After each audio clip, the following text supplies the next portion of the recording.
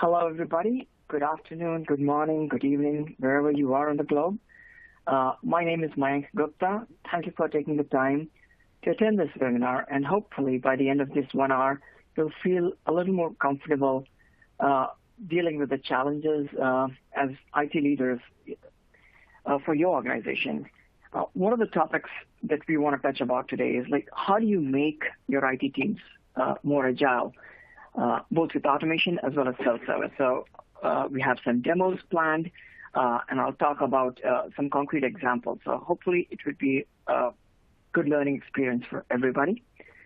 And before we start, I also wanted to thank all the IT people on the call because honestly, while we are all stuck in home in this pandemic, if we did not have our connectivity from our home, if we did not have our connectivity to our devices, we would be really in a big trouble. So thank you for all the work that you guys do and really appreciate that.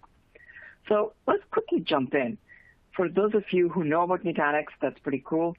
For those of you who are new to Nutanix, just wanted to share who we are. So Nutanix essentially is a purveyor of HCI infrastructure. So we started with that. And obviously, we help you build your private cloud, but we also connect it with the public cloud. And we try to provide you a seamless hybrid multi-cloud experience.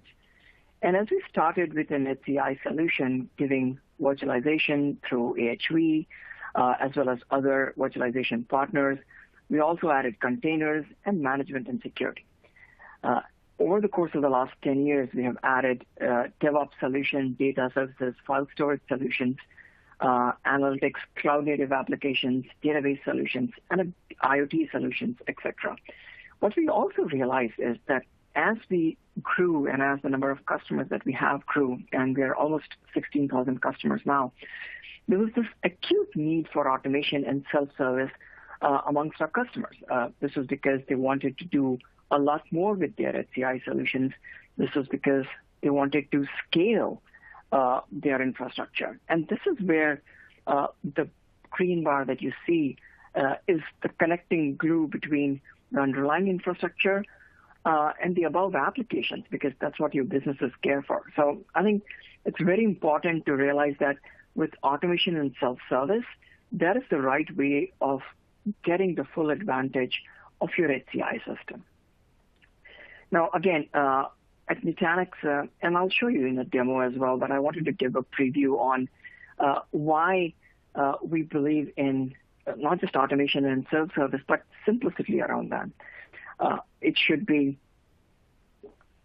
automation and self-service should be intuitive, and it should be simple. And that goes back to our core principle in design. So when you ever log in your Nutanix console, it's a web-based portal. You can, what we call Prism, and it's essentially the single pane to manage all your IT resources. So we inherently believe in that you shouldn't have to install and manage 10 different windows to manage your infrastructure. Honestly, you are already very busy. So the single pane of glass, as you can see, we're running a competing VMware ESXi VM here, but you can also use Nutanix's VM solution, AHV, there as well. We have advanced machine learning. And the single pane of glass is almost like a command palette for all your information. So as you will see, as I show you automation in the demo later as well, it's the simplicity of the design which makes automation accessible to everybody, reduces the learning curve for everybody. So let's talk about the need for intelligent ITOps, right? So essentially, it is to help you enable to provide IT as a service, right? It helps you efficiently use your resources. It helps you deliver quality of service and increase your productivity, right? In fact, especially this is very relevant in these times where all budget lines are being scrutinized with extra attention. And so here's a quick quote from Gartner that a lot of organizations, 1/3 of them, are looking to combine HCI with automation technologies so that they can actually reduce their operational cost, right? So everybody's thinking about this. How do you reduce this cost? How do you make sure that the resources that you have are being used to the fullest?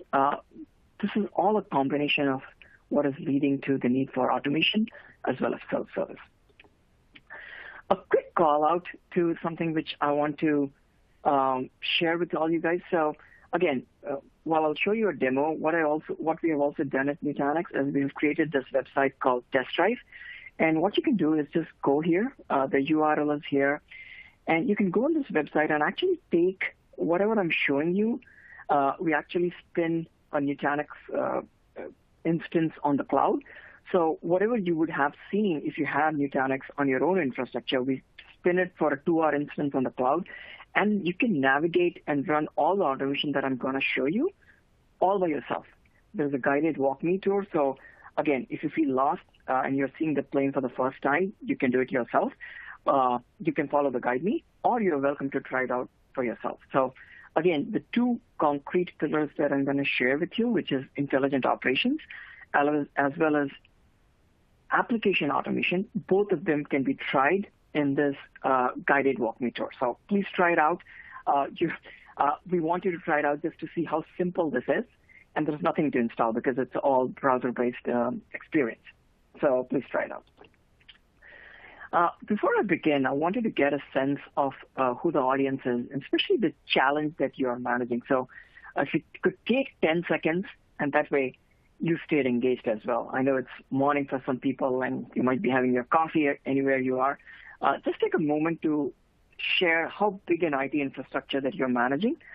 So if it's a small instance where you only have 100 VMs, or maybe you're managing, your IT department is managing several thousands of VMs. So just take a moment to fill up this poll, please. Thank you. I'll wait for a few seconds here.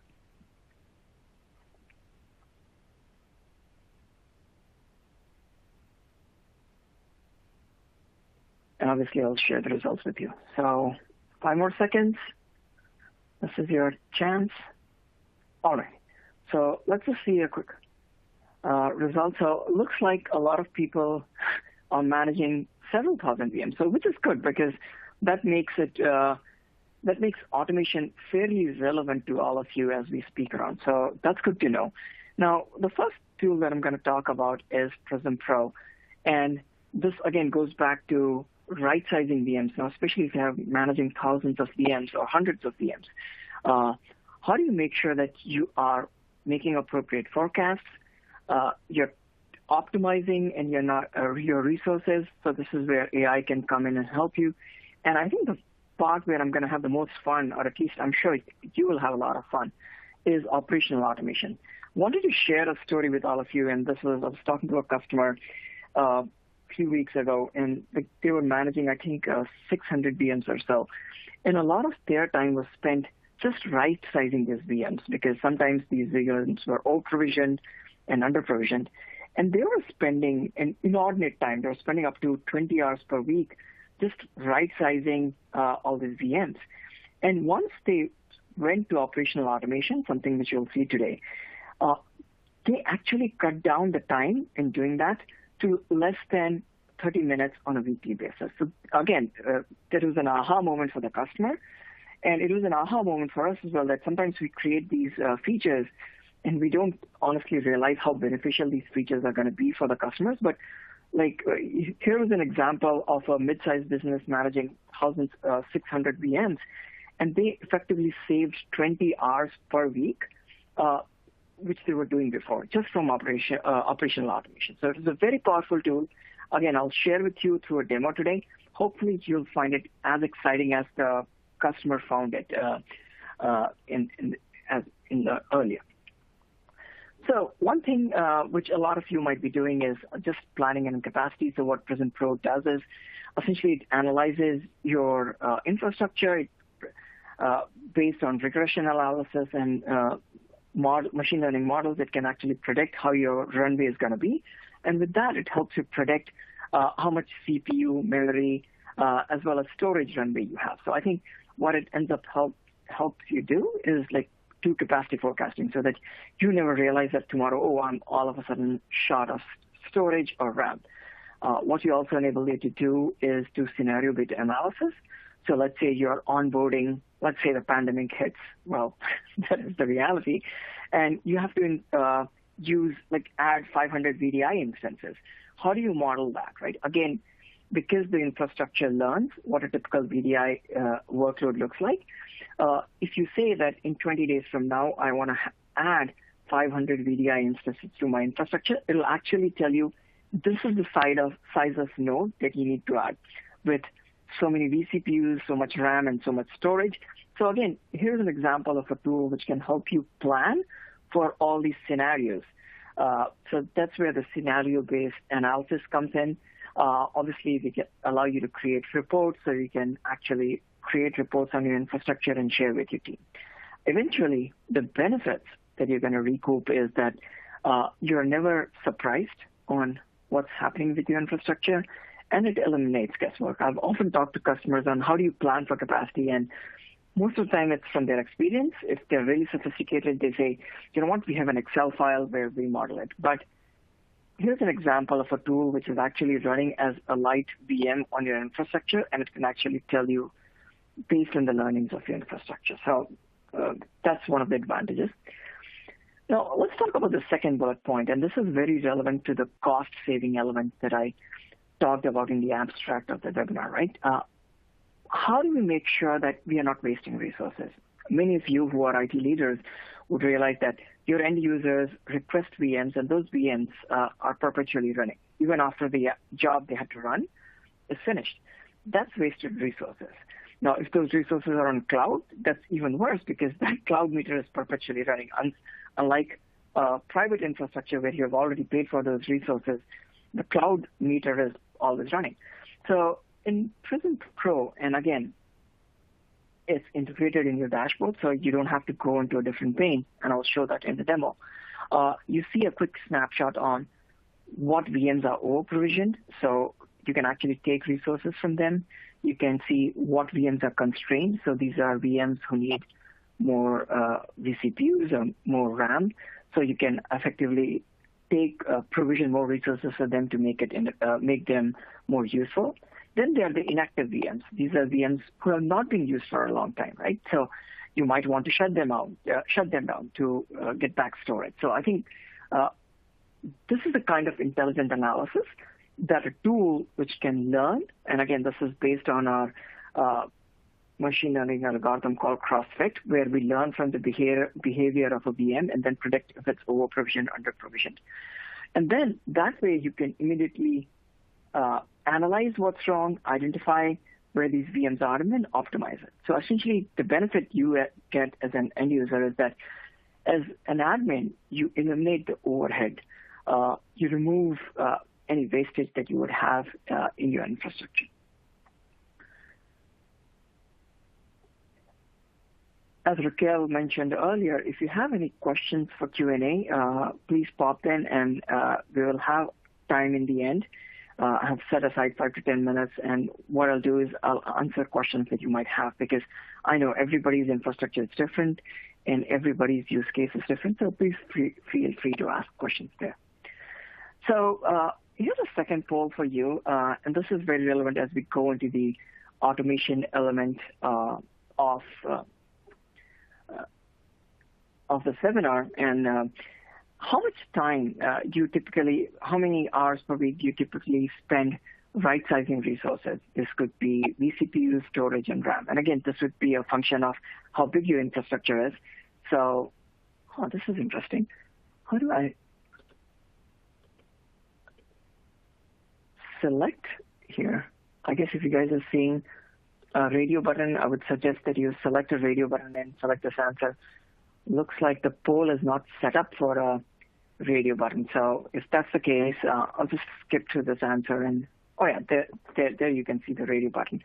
So if you could just take 10 seconds, click a button on typically how much time your infrastructure ends up spending on right sizing, that would at least help me gauge the relevance of operational automation for you. I'll pause for 10 seconds.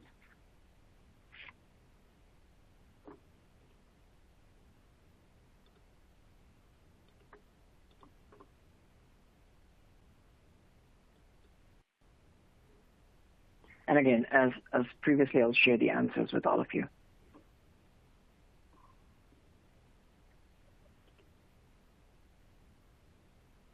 So let's go next. Alrighty. So that's the answer. Okay, let's go next. So let's talk about operational automation, right?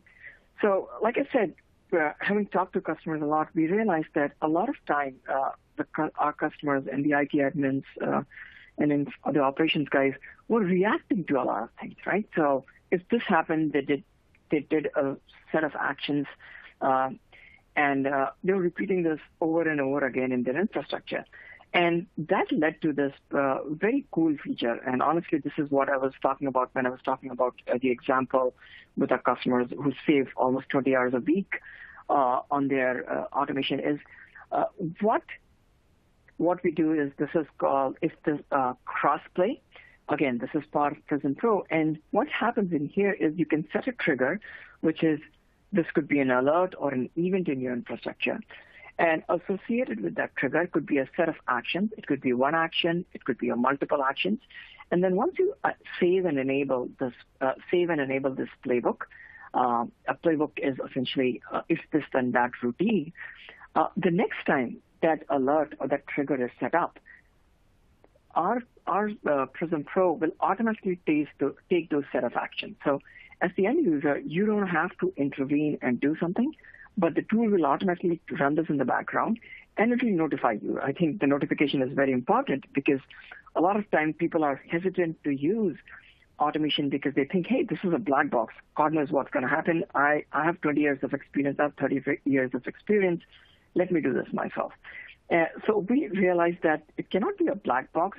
Rather, if we keep it transparent on what you want to do and then notify you what the tool did, then people are much more amenable. They're much more likely to do this automation. And that's exactly what we have seen with the adoption of this product, where with crossplay and what we call codeless task automation, because you really don't have to write any code to do this, people have been really getting onboarded with automation. Again, I was giving you the example of another customer. They tried to use a tool called VROps, and just to use VROps, there was almost a 5-6 day of services engagement, and then there was a learning curve to that. And again, most of the tools, and I don't want to call this one tool in particular, most of the tools, because they are separate disjointed tools and they're fairly complex, the learning curve for them can be pretty steep. And we spent a lot of time in the design just to ensure that the learning curve was not as steep. So I have a demo that's coming up, so I'll share it with you. But let me just give you a taste of what you will see in the demo, right? So again, as I talked, the way to implement this automation is through a playbook, which is if you are iPhone users, this is like if this then that app on your iPhone. So you get an alert. You set a trigger. This could be an alert from your infrastructure. An alert such as I'm running low on memory, or an alert such as I'm running low on my vCPUs, or I'm running low on storage. It could be one of those numerous alerts, or you can actually have a manual alert. So let's say you want to right size a VM, but you don't want to wait for an alert, and you want to do it on, let's say, a Friday evening. So you can stack a whole bunch of actions together and put it as a manual alert, and all those actions that you are doing. So think of it like an Excel macro, right? But an Excel macro for your infrastructure, and you can run it manually, and all those set of steps can be automatically done in a click of a button. So you will, obviously the next question that many of you will ask is, hey, what are the set of actions that I can take? So here you can see the set of actions that are associated is acknowledging alerts, powering off VMs, sending a Slack message, right? This is where you can notify the teams that I did something. Adding vCPU or removing vCPUs, resolving an alert, because sometimes if the machine has already taken steps, you want to resolve the alert. Something else that you would see, which is very interesting here, is VM SSH, VM PowerShell, and REST APIs. Why do we do that? We know that a lot of our customers as well, have their own PowerShell scripts, right? They have their own APIs, which they have created over the years to implement automation in their infrastructure. Now, we don't want you to throw away all that automation. So what we did is through a REST API call or through SSHing into a VM and then running a script, what you can do is you can still leverage your existing automation and make it part of a playbook. So that way you can leverage whatever you created in the past without throwing it away and use it. You can use IP address for assisting. Something that you can also see is send to ServiceNow. So for example, if your single pane of glass is ServiceNow, that's your ITSM tool, you can use that as well. So again, there's a suite of actions which are associated, which you can do for a particular alert. And then finally, what you can do here is, and actually I'll jump into a demo at this point because I've already shown you a lot of slides. So let me jump into a demo and share with you how this automation actually looks like. So let me share my screen. Share. So hopefully all of you are seeing. Let me just quickly see the audience view. Yeah, so you're seeing my screen. Very good. So this is how a Prism dashboard looks like. So things that I talked about earlier, over provision VMs, inactive VMs, you can see all of this right here. So for those who have seen Nutanix before, all that I talked about was essentially right here. So in which you can see, if you go to operations, so you can see planning. So these are your different infrastructure clusters running here, and you can see runways. So here's an example of storage runway, CPU runway, and memory, and you can see there's plenty of it. You can also see it's got a graph where it shows the historic runway, how the runway has been, and then it uses machine learning to predict how this runway is going to look like in the future. So, and then, like I said, you can also plan and do scenario analysis. So, for example, you can also, this is where you can recoup standard capacity by saying optimize resources. So things which are over-provisioned and constrained, you can fix those. Or you can do scenario analysis where you can actually see if you're adding resources, adjusting resources. So here's an example of if you add resources, how would your runways change if you're doing something like that? So here's an example of, let's say you are onboarding VDI customers, right? So let's say you're adding a new VDI workload, and you're saying you're adding, let's say, 50 users, or let's say even 100 users, right? And let's say you're adding those users on July the 1st. So this is an example of a scenario that I'm creating, and what would happen is immediately you'll see my runway was 365 days. It went to 364. Maybe I should have added a bigger load. But again, this is an example of a scenario that you can create and run. Now, let me close this and let me talk about something to save the scenario now. Let me talk about automation, because honestly, that's where the real fun begins, where, yes, there is scenario reports and there's capacity planning, there's anomaly detection, but this is where, so this is what we call a playbook.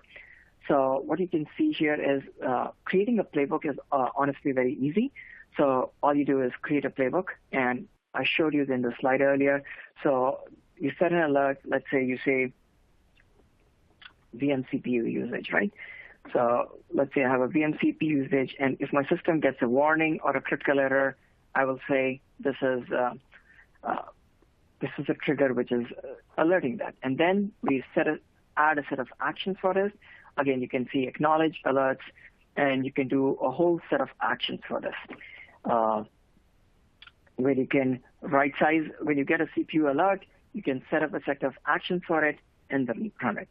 So I actually wanted to show you in running, because but what's going to happen is in real life, when you have a VM running, somebody's running a resource, so somebody fired up a job on that, and that would cause a CPU or a memory shortage. So because it's hard to quickly show that in what's happening in real life, I have a recorded demo that I can quickly share with you guys. So let me just show, again, here's the demo, but you saw the panel. So here's another demo which I'll show where we are actually showing you a shortage. So we go into playbooks and action galleries, and plays is how you see what has happened. So again, I just showed you in an actual live cluster all these steps where you set an alert, define actions, and you enable them. So will show a playbook which removes an automatic memory constraint. So again, you set an alert, you take a VM snapshot, and then you can add memory to your VM. Then you send an email, you send a Slack. So the email is very context-based. You can actually, even the Slack message can be for that. So let's go back to an example of some VMs where we can actually apply this. So here's an example of a VM called Tomcat, which has roughly 9 GB of memory, right? So now what we'll do is through a script, we will cause a memory shortage on that particular VM. So, and because our playbook is up and running, without an end user intervening, now you saw the memory got increased from 9 GB to 10 GB, right? Now we can go back to our playbook and actually see what exactly happened, because many times you want an audit trail to see what happened. You don't want the machine to take step all by itself. So here's an example where you can actually see what playbook was executed, and it says, hey, I saw an alert, I took a snapshot, I added memory, I sent an action, I sent an email alert, I sent a Slack, and here's a summary. So you can also see the email that came, and so it will say, hey, this is the VM called Tomcat, and I added memory to it. So all the details that you want to expect to see, and here's a Slack message as well. So here's an example. Now, this is an example of one VM, but think of it if you can do this across hundreds of VMs in your infrastructure. That is the real power of this automation, because now once you do that, you can actually scale this up. Similarly, if you want to do upgrades on the weekends, that is something you can do very quickly. So let's go to the next slide. More examples, if you want planning reports when a cluster is about to run out of memory, if you want to manually trigger a sequence of actions, for example, you just want to power down VMs. Now, if you want to power down hundreds of VMs, you just saw there that you can power down hundreds of VM and power it up quickly, right? So again, stuff that you would have taken so much time for you to do manually is quickly automated. You can schedule automation tasks to take that on a particular maintenance window. So for example, you want to right-size them over the weekend, you can do that as well. You can automate that through a ServiceNow request as well. So if you're using ServiceNow as your ITSM plane, not only can you push alerts into ServiceNow that VMs are short on memory, but you can even take actions from ServiceNow and right-size your VMs through a ServiceNow ticket. Again, that makes it very powerful. So hopefully this operations part, as you just saw, and I showed you the same management console, had the tools for operations in it. So very simple. There's nothing new to install. Very intuitive. You just saw how it was easy to create this codeless routine. So no silos of tooling. The signals are right there. And honestly, a lot of time people think that automation is very hard. Here is an example of where we showed you that actually automation is very accessible to everybody. It doesn't have to be as complicated as rocket science. It could be fairly simple, and that's what we are trying to achieve here. So that was the operations angle. Now, let's talk about applications, right? One of the other things which I talked in the abstract is, as IT admins, you have to provision applications to your end users because that's what your businesses are using. So I want to talk about something what we call CALM, which is Cloud Application Lifecycle Management.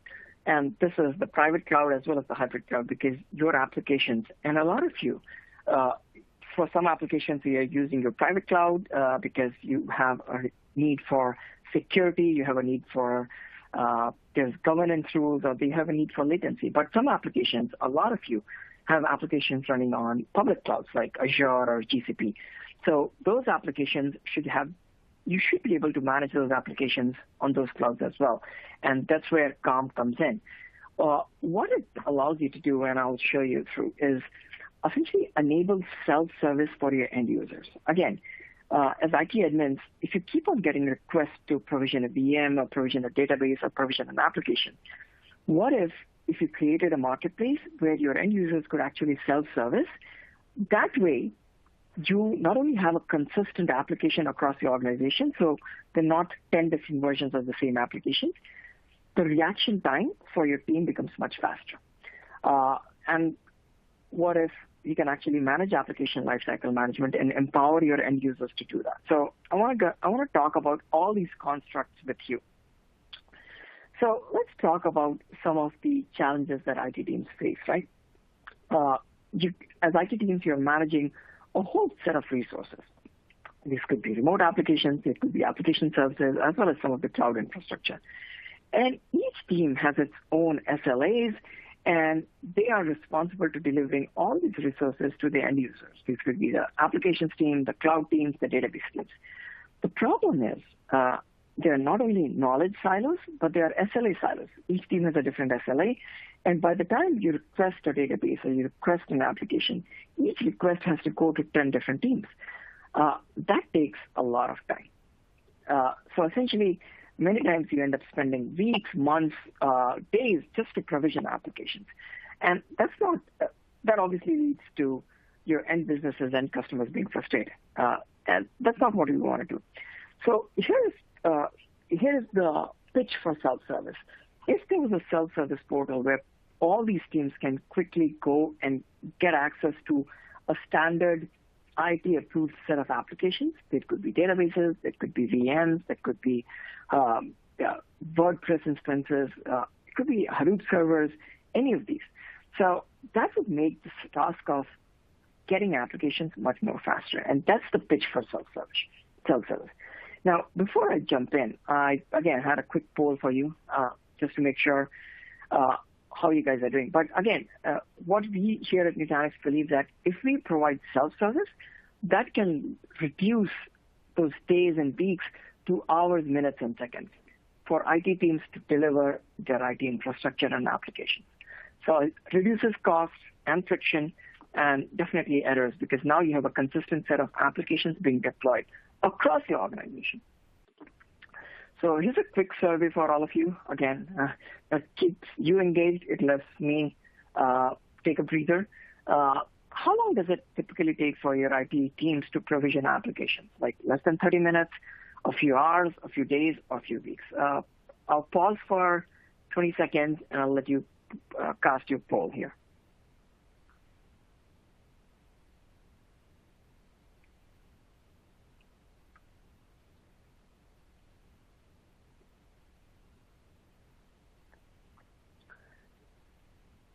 Very good.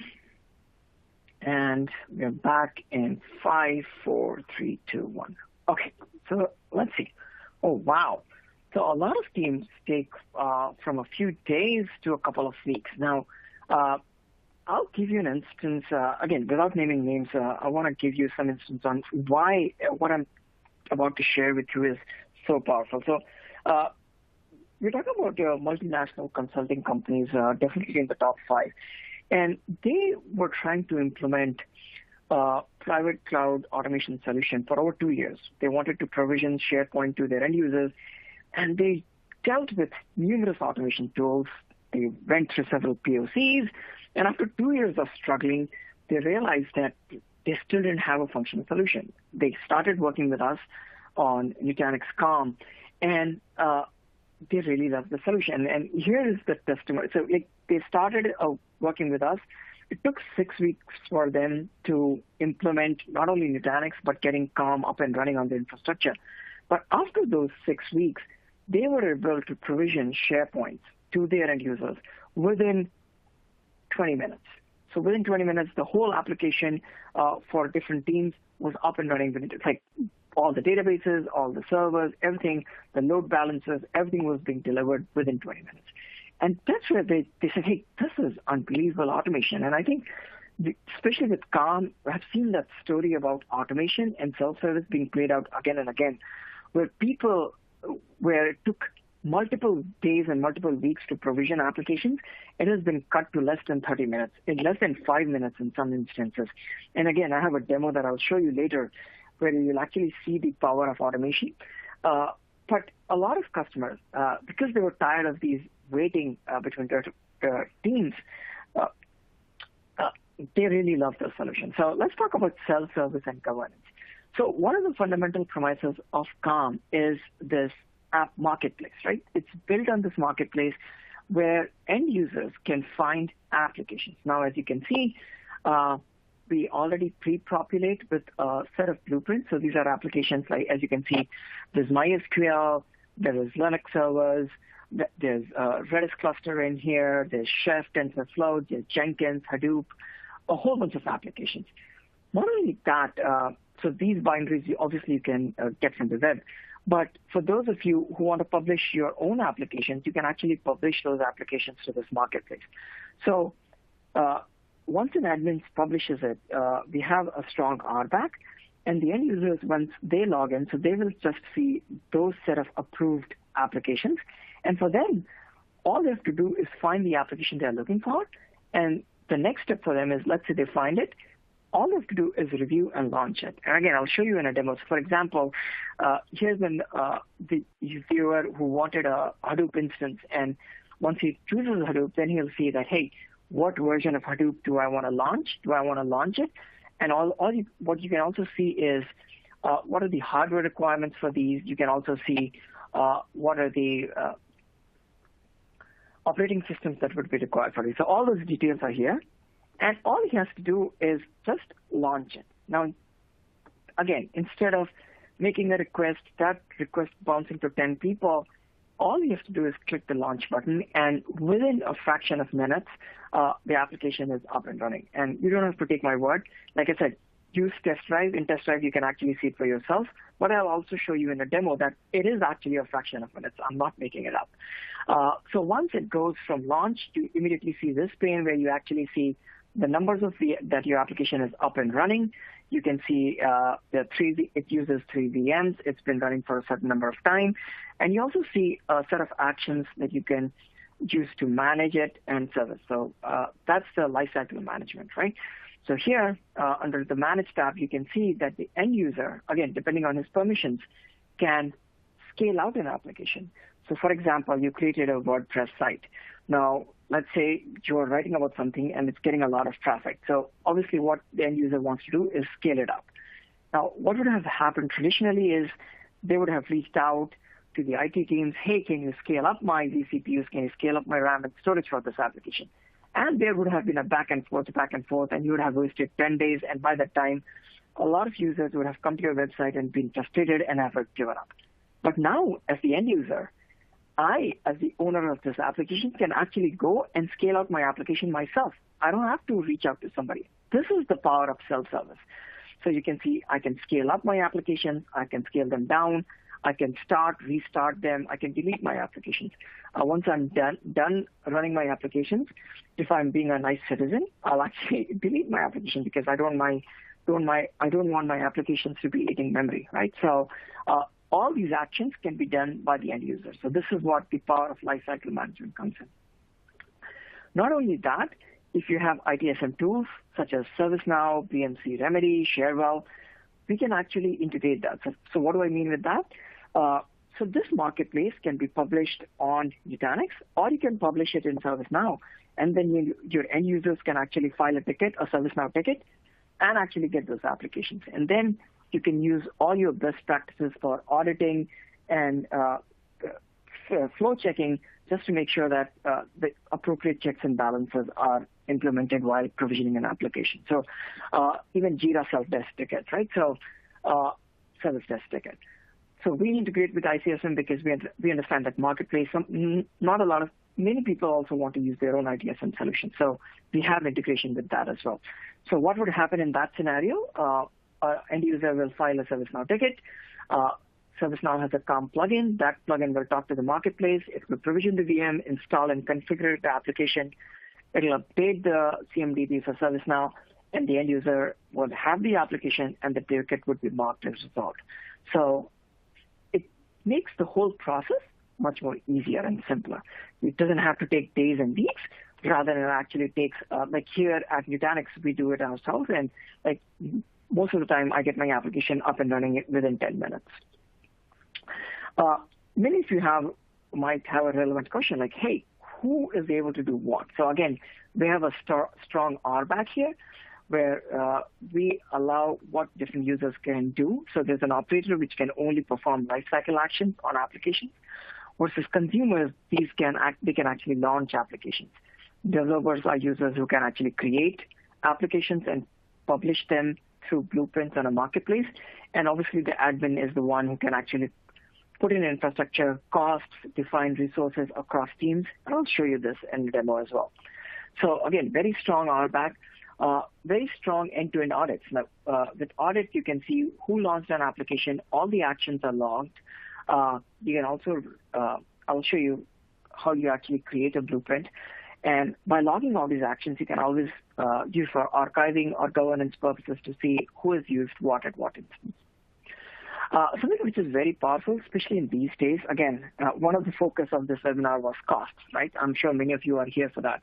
So what Calm also does, it shows you the cost incurred per VM, per application, and per project. That way you can actually tie, so obviously the admin will set up a cost associated with the VM, but once those VMs are running, Calm tracks the cost associated with if it's an application, how many VMs is it using, or if it's a project, how many applications that project is running. And it shows you back. So it's a good showback. So that way you can show to different departments, hey, these are the resources that you consume for my team. If this is in the cloud, you definitely want to see that because that's a meter that's perpetually running and you want to make sure that you're not wasting money there. So this actually is a lot of, this is where CFOs sit up and see, hey, I love this because that makes sure that my CIOs and my IT teams are within the budget and they're sticking to the dollar values and the budgets which I had set up for them. So let's talk about application lifecycle management. How do you go about creating an application? Essentially, we have a construct called a blueprint. Through a blueprint, you define your base applications, what VMs is it using. You also define the configuration and the network setup. Security is very important, right? So through security, all the postures for security, you define it in a blueprint. You define how do you have to connect to your on-prem, or if it's the cloud, you define the connectivity for that, and you define the dependencies on that and the operational policies.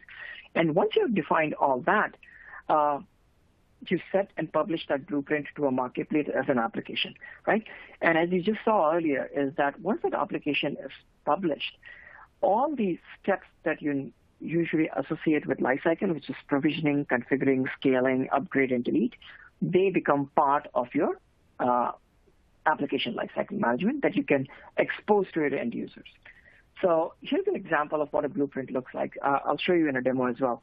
It's a very visual way. So as you can see here, there are two Hadoop VMs running here. One is a master, one is a slave. And through arrows, we actually show you dependencies. So basically, the slave is dependent on the master. So just to indicate that the master has to come up first, and then only get the slave come up. And then we automatically create these dependencies so that's easy to understand, because a lot of times these applications get very complicated as you're sharing between teams. And many times we actually auto-generate these system actions. Not only can you use these block structures of creating an application, but we also have place where you can actually bring in your shell script. So again, a lot of people have their own shell scripts or their own PowerShell scripts. And they can be made a part of your Calm blueprint. So essentially, a blueprint is an open slate. It's like a template where you can put in all these automation tools together. You could use standard VMs. You can use your existing shell scripts and bring them together to create an application. You can also do external calls. And once not only do we support VMs, we also support containers. So that is also supported. So you can use those as well, as you can see in here. Something else that we just recently launched is a DSL, which is a domain-specific language. What we realized is that while the GUI was very intuitive and easy to understand, some of you actually wanted to write infrastructure as a code, right? You wanted to write blueprints as Python code. So with domain-specific language, whatever you were able to do in a blueprint visually, you can actually do through a code. And then through a Python script, you can do version control for that, and you can actually do several versions and share it across streams as well. So I think this is one thing which a lot of our customers have requested, and especially have several instances of big customers who wanted to do version controls of their best blueprints and share it across their organizations.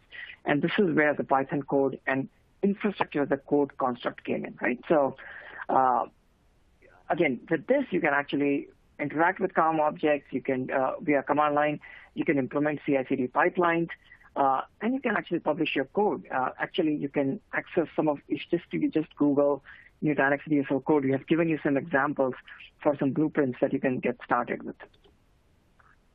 Again, for those of you who have to constantly deliver code, deliver them, we work with Jenkins and GitLab, so where you can actually build a code, publish it to Artifactory, and then launch it, revise the code, test it, and clean it up and be a good citizen and delete it, right? So the task of doing several versions of code, running instances, running tests on them has become so simple that it's just a click on a COM, and then it will run all these like the checks, checking the code, running the test on that through the Jenkins integration, and that becomes very powerful. Multi-cloud orchestration, as I said earlier, many of you realize that you not only have to run applications on your private cloud, but even public cloud. So for the public cloud, we work with all major vendors, AWS, Azure, GCP. You can even use the Nutanix cloud, which is what we call the Xi cloud. For the private cloud, you can use any VMs here. So the Nutanix version of hypervisor, which is what we call HV, which comes, by the way, which is a license free, comes with the Nutanix stack, or you could use a competing hypervisor solution. Again, on containers, we support GKE, all flavors of containers, and plus we have API and plugin integration.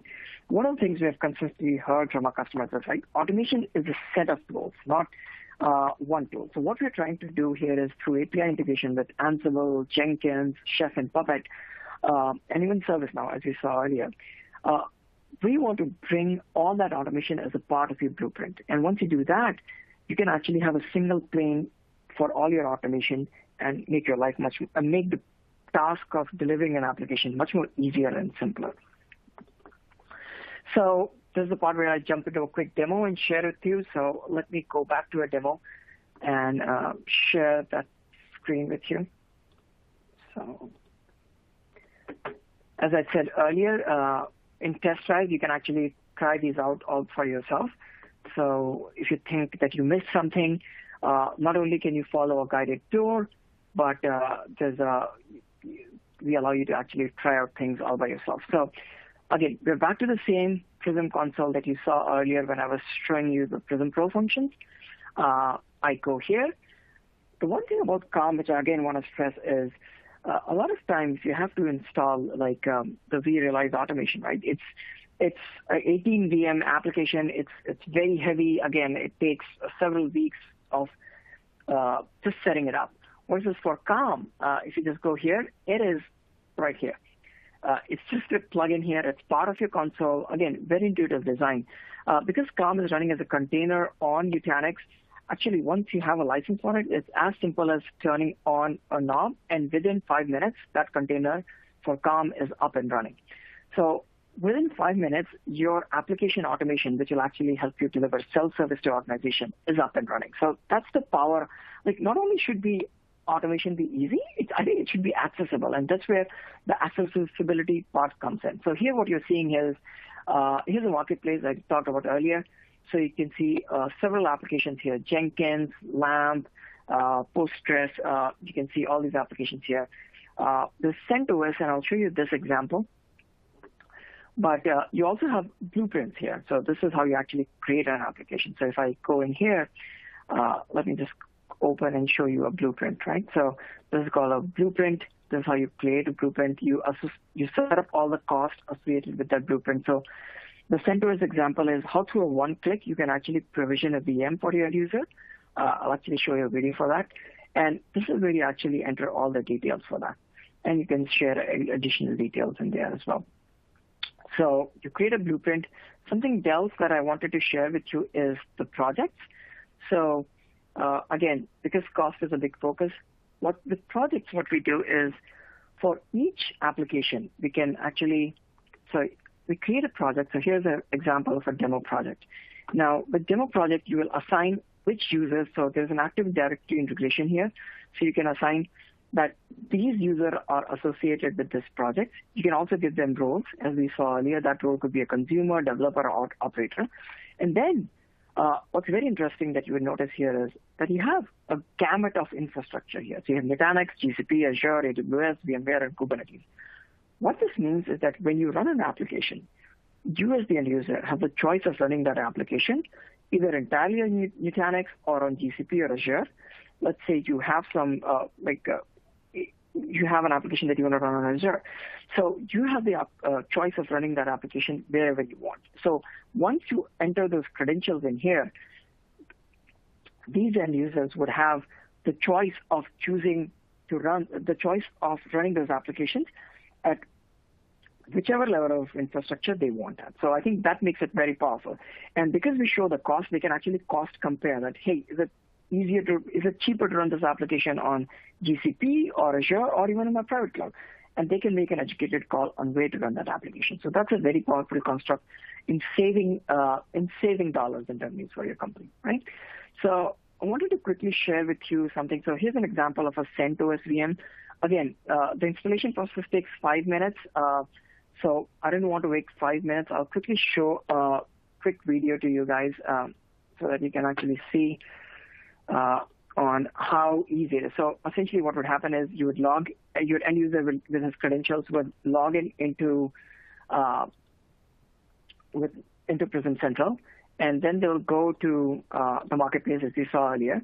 And once they go to the marketplace, they'll click an application. Let's say that is CentOS. They launch it and they say, hey, which project is this application associated with? And once they go there, they'll say, so they actually set a name for that application and they create. So this is the part which takes 5 minutes. And you can actually see the application is up and running. So right after 5 minutes, there's a cost associated with it. The application is up and running. So you just saw that from a click to a creation of a VM. So your VM information is here. So you can see the IP address. This is a CentOS VM. So what we'll do is we'll copy the IP address.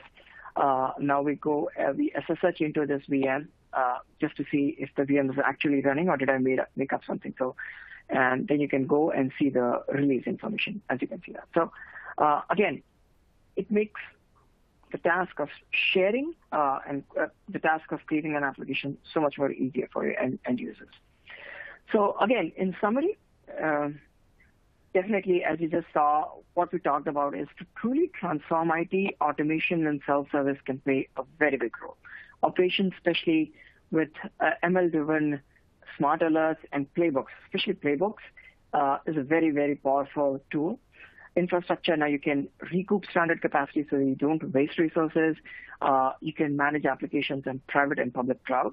Applications, as you just saw, through self-service, not only can you through RBAC, not only can you allow which users do what, but you can also have an audit log and a cost showback. That way, you always have a pulse on where the resources are being spent in your infrastructure.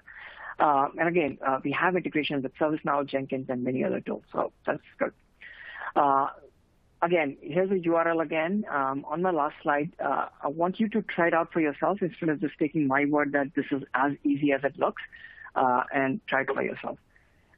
We are at 5 minutes left to the webinar. I think if you have questions, I really appreciate you taking the time to be here. Please feel free to ask me questions. I'm happy to answer them. All right, awesome. Thanks, Mayank. So we do have a few questions here. Let's see. The first one is asking, if I have applications running on AWS or Azure, can I still use Calm? And how is it different from the tool the cloud vendors provide? Sure. Thank you for that, Raquel.